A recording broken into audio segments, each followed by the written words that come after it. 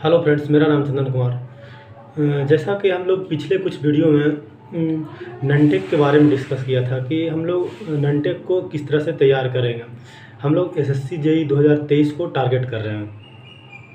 तो ननटेक को देखने के बाद अब हम लोग टेक्निकल को किस तरह से तैयार करेंगे, इस पर थोड़ी चर्चा कर लेते हैं। जैसा कि आप लोग जानते हैं, एसएससी जेईई 2023 का शॉर्ट नोटिफिकेशन आ चुका है और डिटेल नोटिफिकेशन 26 जुलाई को आ जाएगा। तो अब हम लोग देखते हैं कि टेक्निकल कहाँ से तैयार करेंगे, किस तरह से तैयार करेंगे। तो सबसे पहले हम लोग इसमें देखेंगे कि कौन सा बुक प्रीफर करेंगे टेक्निकल के लिए। तो हम लोग इलेक्ट्रिकल के लिए डिस्कस कर रहे हैं।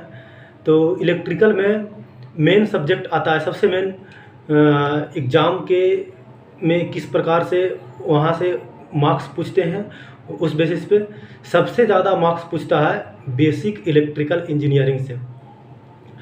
प्लस में बेसिक इलेक्ट्रिकल इंजीनियरिंग आपका मजबूत रहेगा तो इसका एक बेनिफिट आपको ये भी होगा कि आप कुछ भी पढ़ेंगे, आप मशीन पढ़ें, मेजरमेंट पढ़ें, कहीं भी पढ़िएगा, तो जब आपको बेसिक मजबूत रहेगा तो चीज़ें आपको बहुत स्मूथली और बहुत अच्छे से समझ में आएगी। तो आपको बेसिक इलेक्ट्रिकल इंजीनियरिंग के लिए VK Mehta, BEE basic electrical engineering bye VK Mehta का बुक ले लेंगे और इसको हम आगे डिस्कस करेंगे कि पढ़ना कैसे है।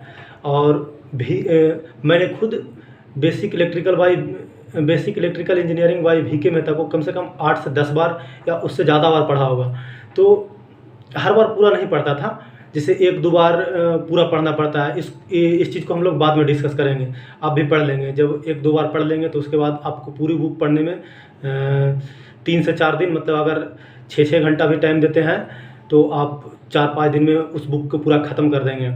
ये 1-2 बार पढ़ने के बाद तीसरा-चौथा बार जब आप पढ़ेंगे तब ऐसा होगा। ये कैसे होगा, ये हम लोग बाद में डिस्कस करेंगे। दूसरा आता है मशीन। तो मशीन के न्यूमेरिकल के लिए BL थरेजा और थ्योरी पोर्शन के लिए JB गुप्ता। तो मशीन के लिए आपके पास 2 बुक होना ज़रूरी है। उसके बाद देखते हैं पावर सिस्टम। तो पावर सिस्टम के लिए आपको VK मेहता का एक बुक आता है, वो VK मेहता का वो बुक पावर सिस्टम के लिए सफिशिएंट है। उसके बाद आता है इलेक्ट्रॉनिक्स। तो इलेक्ट्रॉनिक्स के लिए भी VK मेहता का बुक आता है, वो भी, उसमें आपको डिजिटल इलेक्ट्रॉनिक्स नहीं मिलेंगे। तो मैं बताऊंगा आगे कि आपको डिजिटल इलेक्ट्रॉनिक्स कहाँ से पढ़ना है। और एक्चुअली डिजिटल इलेक्ट्रॉनिक्स का आपको EAD क्लासेस पे तकरीबन 20 वीडियो का एक लेक्चर का प्लेलिस्ट मिल जाएगा, यूट्यूब पे फ्री में अवेलेबल है। वहाँ से आप उसको पढ़ लीजिए। हमने भी वहीं से पढ़ा था और उसको लिख करके उस नोट्स तैयार किया है, तो उस नोट्स को हम टेलीग्राम पर दे देंगे। दूसरा इसके बाद आ जाता है मेजरमेंट। तो मेजरमेंट भी EAD क्लासेस पे आपको फ्री में अवेलेबल है, वहाँ से आप पढ़ लीजिए। और उसका हमने स्क्रीनशॉट लेकर के PDF बना दिया था, तो वो भी हम आपको टेलीग्राम चैनल पे उपलब्ध करा देंगे। ये जो हमने बताया बुक्स, इतने बुक्स मिनिमम होने चाहिए। इसके बाद अगर आपको पढ़ने का शौक़ है तो जैसे जनरली ये उन बच्चों के लिए है जो मतलब अभी डिप्लोमा कर ही रहे हैं, तो उनके पास टाइम सफिशिएंट होता है, तो वो लोग पढ़ने के लिए एक ही सब्जेक्ट का 2-3 बुक भी रख सकते हैं।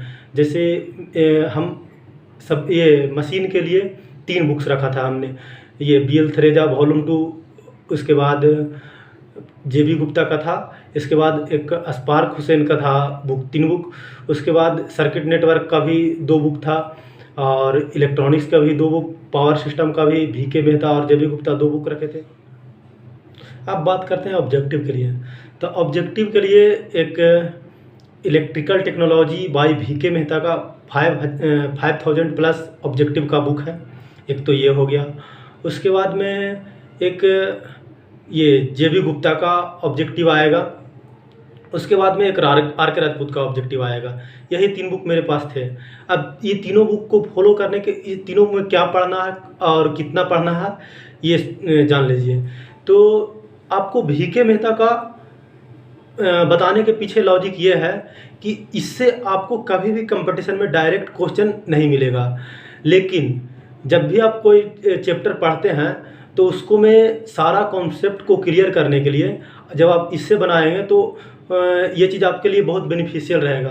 प्लस में इससे ये होगा कि आप इसमें ऑब्जेक्टिव के रूप में बहुत सारे न्यूमेरिकल दिया हुआ है, तो इससे आपको न्यूमेरिकल पोर्शन में स्पीड आएगा और ज़्यादा सोल्व करेंगे तो एक्यूरेसी आएगा।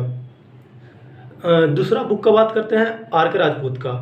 तो आर के राजपूत का बेनिफिट ये होगा कि उसमें जो सब्जेक्टिव क्वेश्चन है, VK मेहता में आपको न्यूमेरिकल बहुत अच्छा बढ़िया मिलेगा और आर के राजपूत में आपको सब्जेक्टिव क्वेश्चन बहुत बढ़िया अच्छे लेवल का मिलेगा। और आर के राजपूत से आपको जब सब्जेक्टिव क्वेश्चन पूछेगा तो हो सकता है डायरेक्ट भी एग्जाम में 2-4 क्वेश्चन डायरेक्ट भी बुक से लड़ जाए। इसके बाद बात करते हैं JB गुप्ता का।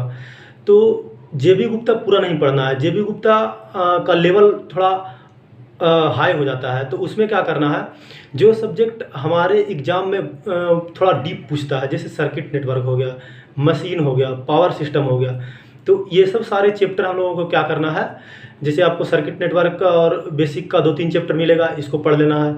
आपको मशीन का 4-5 चैप्टर मिलेगा, जैसे इंडक्शन मोटर हो गया, सिंक्रोनस मोटर हो गया, सिंक्रोनस जनरेटर हो गया, ये सब का टॉपिक पढ़ लेना है। उसके बाद 1-2 चैप्टर पावर सिस्टम का पढ़ लेना है और बाकी JB गुप्ता में बहुत ज़्यादा नहीं पढ़ना है। तो ये हम लोग बात कर लिए कि ये तीनों से पढ़ना है। अब कुछ लोग पूछते हैं कि यूथ पब्लिकेशन का ऑब्जेक्टिव कैसा है। तो बुक्स सारे अच्छे होते हैं लेकिन हमने उससे कभी नहीं पढ़ा। उसके पीछे हमको ये रीज़न समझ में आया कि उसमें जो क्वेश्चंस दिए रहते हैं, पहली बात तो उसका 2 वॉल्यूम है और दोनों वॉल्यूम मिला करके बुक बहुत मतलब उसका साइज बहुत अधिक हो जाता है और उसमें थोड़ा क्वेश्चन बहुत ज़्यादा रिपीटेड रहता है। और तीसरी बात, उसमें आप सोल्व करेंगे तो आपको लगेगा कि इसमें 80 से 90% क्वेश्चन तो सोल्व ही हो जाता है। अगर आप यूथ का ऑब्जेक्टिव लगा भी रहे हैं तो आप इस तरह से कोशिश कीजिए कि पहला बार तो लगाएं तो पूरा 100% क्वेश्चन लगाएं, लेकिन उसमें लगाते लगाते आप इस तरह से मार्क कीजिए कि जो क्वेश्चन बहुत इजीली सोल्व हो जा रहा है उसको में कुछ मार्क ही नहीं कीजिए, उसको छोड़ दीजिए। जो क्वेश्चन में थोड़ा लेवल का क्वेश्चन है, सोल्व हो गया बट लेवल का क्वेश्चन है, उसमें आप मार्क कर दीजिए कि दूसरा बार देखें जब हम सोल्व करेंगे तो सिर्फ यही क्वेश्चन सोल्व करेंगे। इससे क्या होगा, और प्लस जो क्वेश्चन नहीं सोल्व हो पा रहा है उसमें भी स्टार लगा दीजिए या सिंगल टिक, डबल टिक, ट्रिपल टिक, इस तरह से भी आप लगा सकते हैं। जैसे जो सोल्व हो गया बट कॉन्सेप्चुअल है उसमें 1 टिक लगा दीजिए, जो सोल्व नहीं हुआ उसमें डबल टिक लगा दीजिए। और कुछ थियोरेटिकल क्वेश्चन है जो डायरेक्ट मतलब विथ ऑप्शन लड़ जाते हैं, सब्जेक्टिव क्वेश्चन, उसको आप ट्रिपल टिक लगा सकते हैं या स्टार लगा सकते हैं। इस तरह से आप जब करेंगे तो पहला बार तो आप पढ़ेंगे तो आपको 100% पढ़ना पड़ेगा, लेकिन जब दूसरा बार पढ़ेंगे तो हो सकता है आपको वो जो टिक किया हुआ क्वेश्चन रहेगा वो मात्र 20 से 25% रहेगा। तो जब आप दूसरा बार पढ़ेंगे तो आपको 100% ना पढ़ करके 20 से 25% ही पढ़ना होगा। ये चीज़ आप यूथ के साथ साथ VK मेहता का ऑब्जेक्टिव में और आर के राजपूत के ऑब्जेक्टिव में और JB गुप्ता सारे ऑब्जेक्टिव में कर सकते हैं। अब इसके बाद हम लोग बात कर लेते हैं मीडियम कि कुछ बच्चे कमेंट कर रहे थे पिछले कुछ वीडियो में, कमेंट किए कि सर हिंदी मीडियम में पढ़ने के लिए टेक्निकल का कुछ बुक बताइए। तो मैं हिंदी मीडियम में टेक्निकल का बुक नहीं पढ़ा हूँ, तो मुझे हिंदी मीडियम में ज़्यादा जानकारी नहीं है। मैं आपसे यही सजेस्ट करूँगा कि इंग्लिश मीडियम में ही टेक्निकल का तैयारी इंग्लिश मीडियम में ही करें। मैं भी 10th तक हिंदी मीडियम का छात्र था, लेकिन जब डायरेक्ट 10th के बाद डिप्लोमा में आया तो मुझे भी 1-2 सेमेस्टर तक नहीं समझ में आया, लेकिन फिर पढ़ते पढ़ते समझ में आने लगा। अब मैं आपको इंग्लिश मीडियम में पढ़ने के लिए क्यों बोल रहा हूँ, इंग्लिश मीडियम में पढ़ने के लिए इसलिए बोल रहा हूँ क्योंकि आपको हिंदी मीडियम में अच्छे पब्लिकेशन का, बहुत अच्छे राइटर का उतना अच्छा बुक आपको अवेलेबल नहीं होगा जितना इजीली आपको इंग्लिश मीडियम में इजीली अच्छे पब्लिकेशन और अच्छे राइटर्स का बुक आपको अवेलेबल हो जाएगा। उसके बाद आप ननटेक इंग्लिश में चाहे तो इंग्लिश में भी कर सकते हैं, हिंदी में चाहे तो हिंदी में कर सकते हैं। हमने ननटेक पोर्शन हिंदी में ही तैयारी किया है। तो ननटेक में आपको हिंदी और इंग्लिश दोनों में सब कुछ मिल जाता है। यूट्यूब पे आपको कंटेंट मिल जाएगा, आपको बुक्स वगैरह सब चीज़ आपका ननटेक का हिंदी और इंग्लिश दोनों में मिल जाएगा। तो ननटेक में कोई इशू नहीं होता, आपको हिंदी में करना है हिंदी में कीजिए, इंग्लिश में करना है इंग्लिश में कीजिए।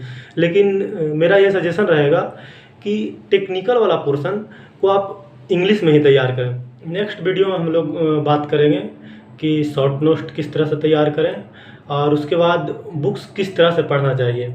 साथ ही साथ हमारे कुछ मेरा शॉर्ट नोट है, उसके बाद कुछ मेरे दोस्तों का शॉर्ट नोट है, वो भी काफ़ी अच्छे हैं। वो सब मैं अपने टेलीग्राम चैनल पे आपके साथ शेयर कर दूँगा।